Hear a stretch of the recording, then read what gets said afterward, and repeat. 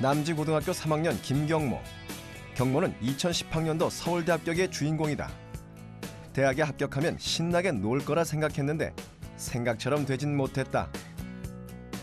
다음 달 서울대 수시 합격생을 대상으로 탭스 시험이 있기 때문이다. C.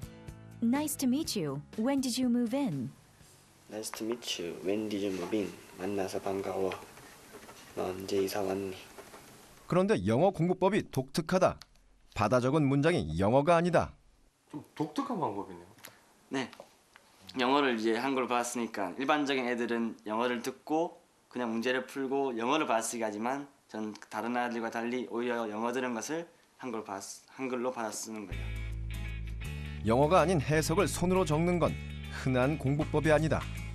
경모는 왜 이런 방법으로 공부하는 것일까? 제가 축구를 하면서 축구밖에 안 했기 때문에 공부도 한 것도 아니고 해놓은 게 없잖아요. 축구 말고는 할 줄 아는 게 없으니까 제가 이제 공부를 느낀 거죠. 제가 그런 기초적인 것까지 안 돼 있다는 것을 느꼈고 이제 기초가 중학교 1학년이니까 중학교 1학년 것부터 다시 시작했어요. 자, 사회수업 나왔다.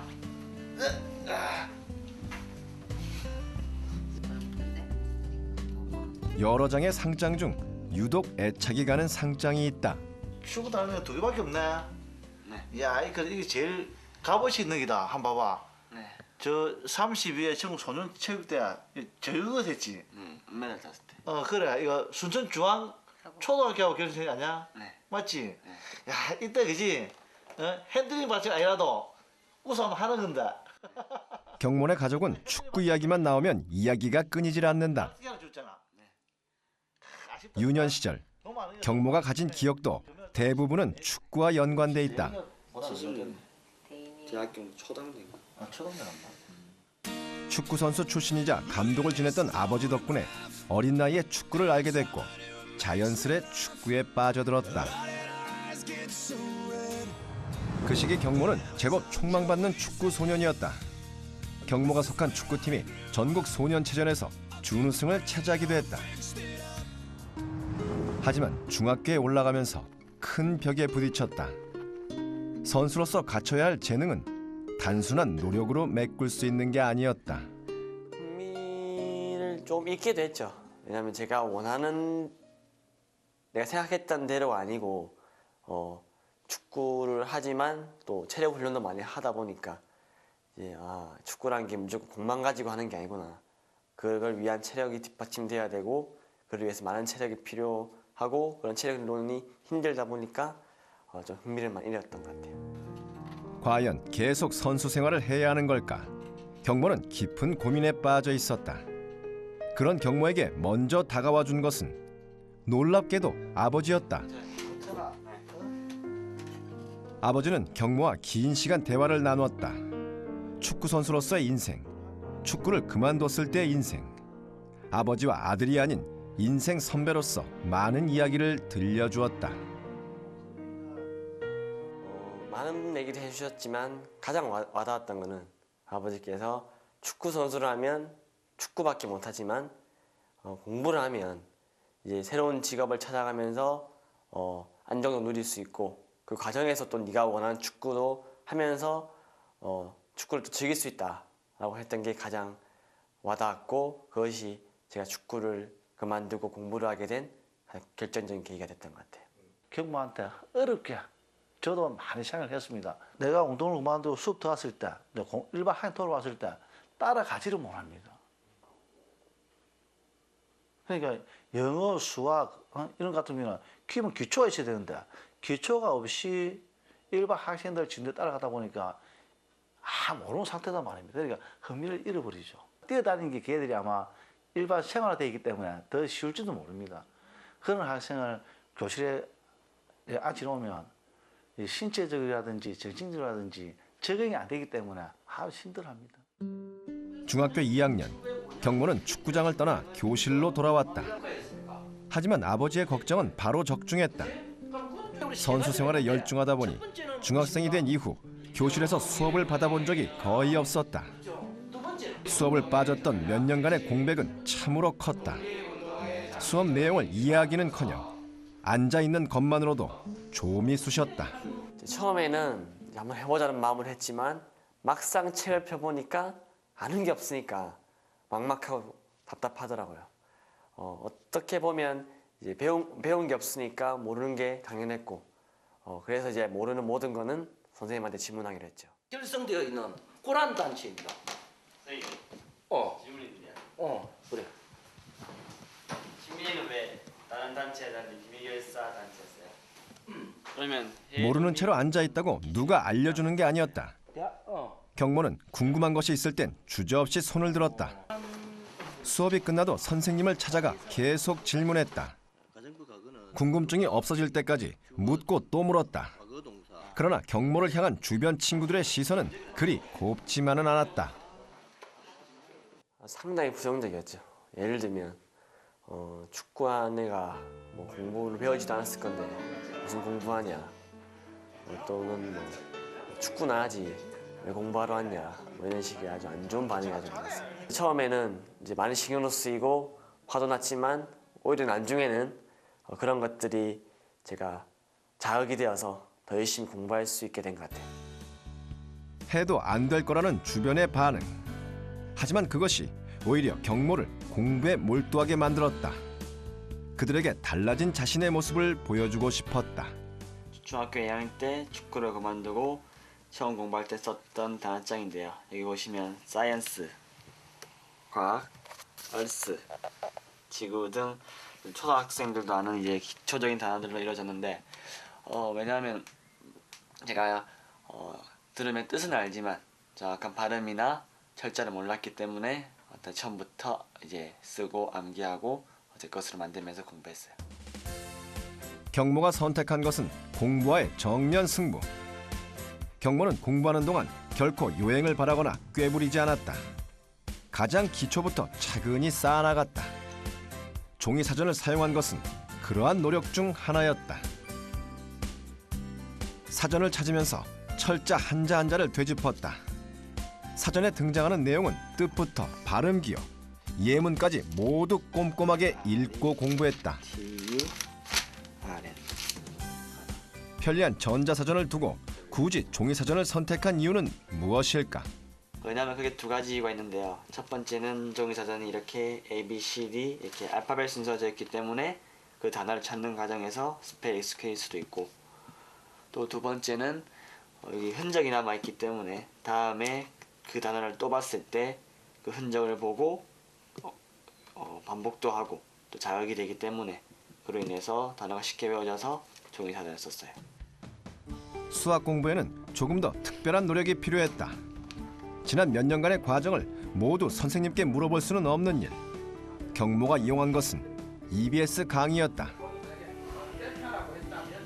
학원 수업을 듣는 것처럼 시간을 정해놓고 EBS 강의를 시청하며 그날 배운 건 반드시 그날 복습을 해 자신의 실력으로 만들었다.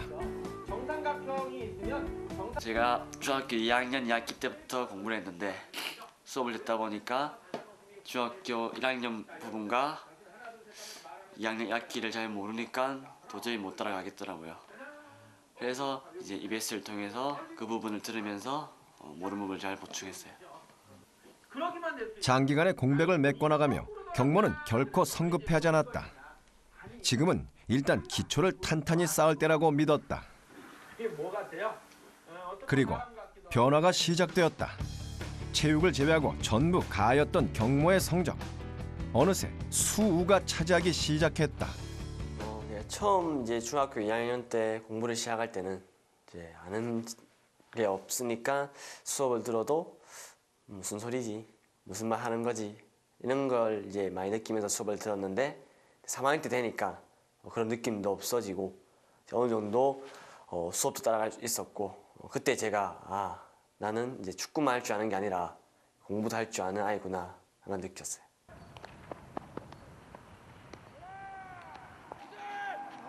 고등학교에 입학하면서 경모에게 공부에 관한 또 다른 고민이 등장했다.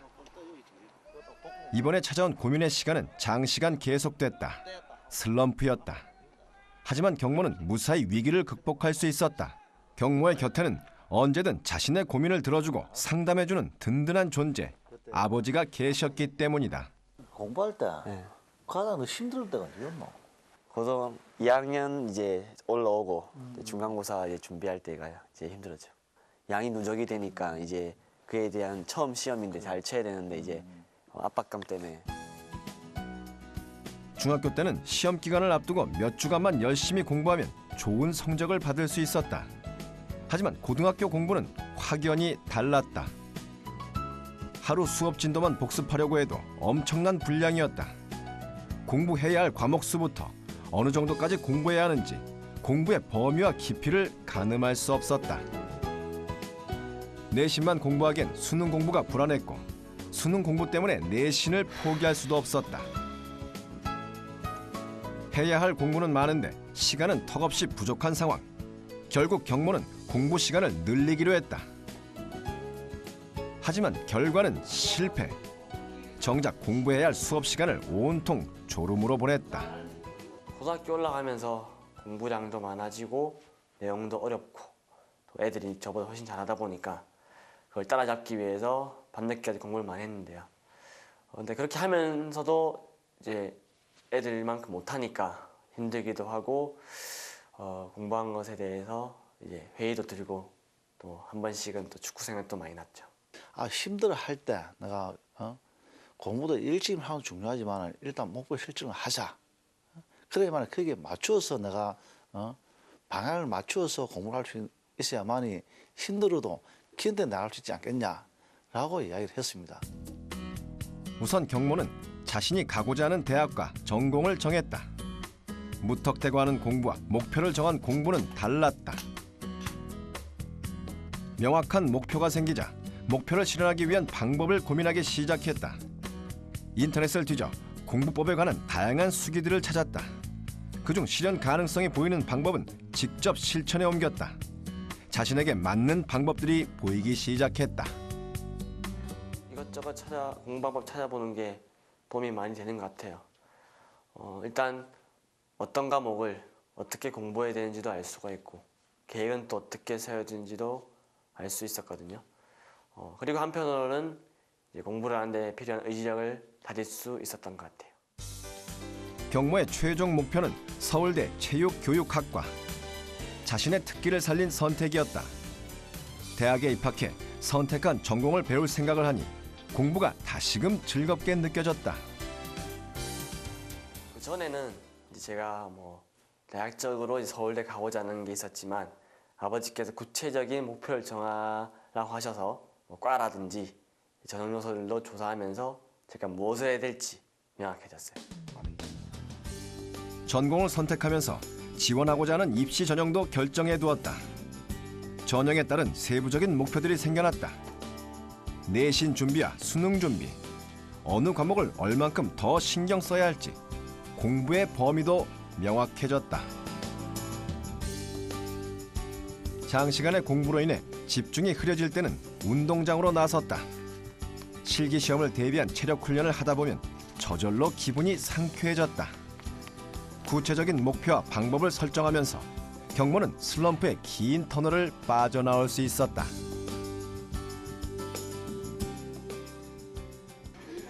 다시 초심으로 돌아온 경모.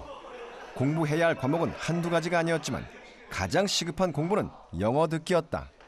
제가 영어 듣기에서 절반에 틀렸거든요. 그게 왜 충격을 먹었냐면은 일반적인 이제 공부 좀 하는 애들은 영어 듣기는 당연하게 다 맞고 가야 된다 이런 생각을 가지고 이제 영어 듣기를 하는데 저는 거기서 이제 절반에 틀렸으니까 상당히 충격을 먹었죠. 처음엔 무작정 듣기 문제를 풀었다. 몇 회를 반복해서 풀다 보니 점차 자신의 문제점이 보이기 시작했다. 경모에게 부족했던 것은 문장을 듣고 바로 해석하는 능력.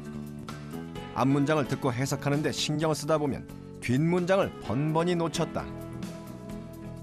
경모는 영어 듣기 하는 시간을 대폭 늘렸다. 모의고사 한 해 분량 17문제를 일주일간 반복해서 들었다. 듣는 순간마다 문장의 의미가 무엇인지 해석했다. 잠깐 주어지는 자투리 시간마다 경모의 귓가엔 듣기 평가가 들리고 있었다.